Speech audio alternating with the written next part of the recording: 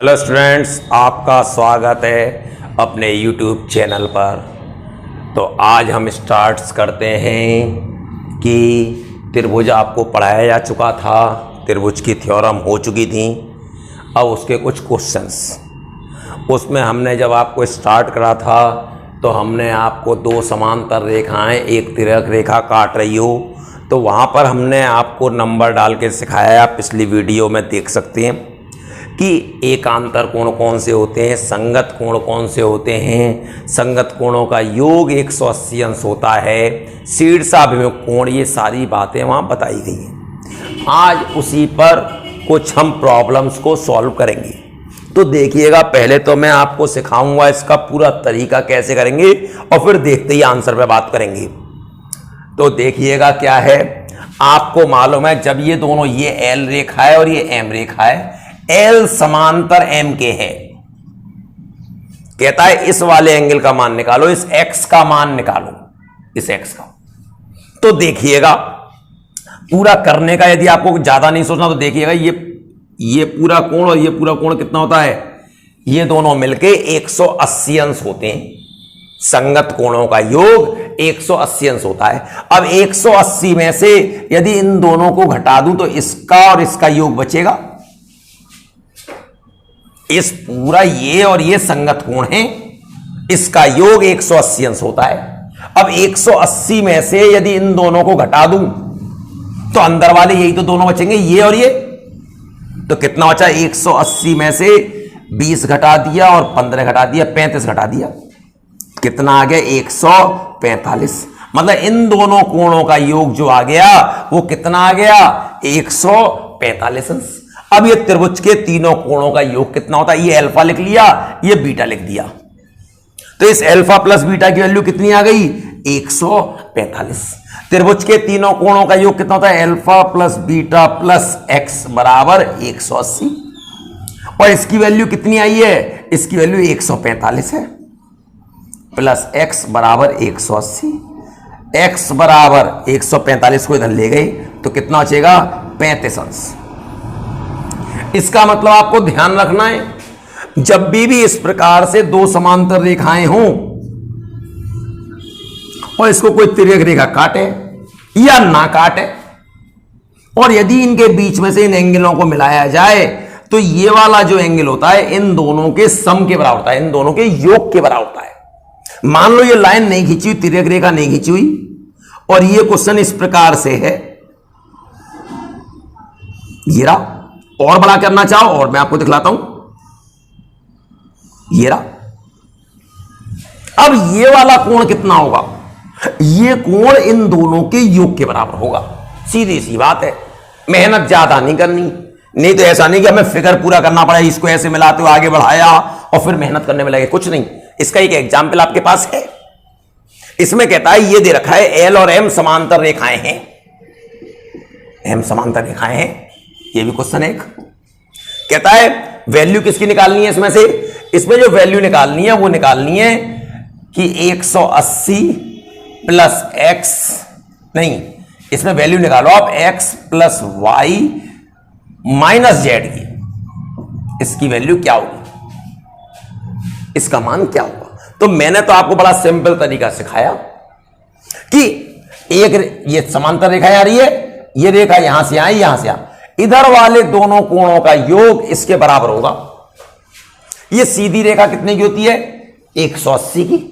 180 में से x ये है तो ये कितना बचेगा, 180 माइनस एक्स। इसका मतलब इन दोनों का योग इसके बराबर होगा, डायरेक्ट निकालने का तरीका। तो 180 माइनस एक्स प्लस जेड बराबर y के।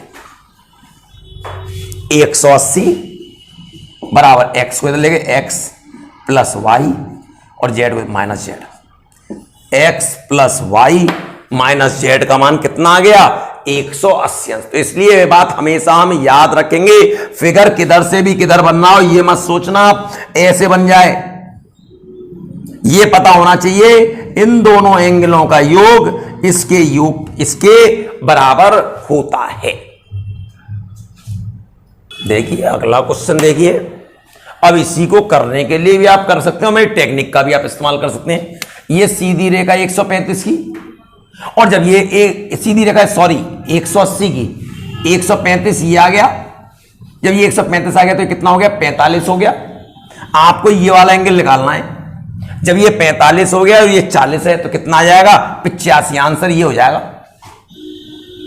लेकिन आपने कहा नहीं करने का, सोचना हो, कहीं लिखना हो तो आप एक काम करिए, दोनों समांतर रेखाएं हैं, ये L और ये M, L समांतर M के है, हमने इसके समांतर एक रेखा यहां खींच दी।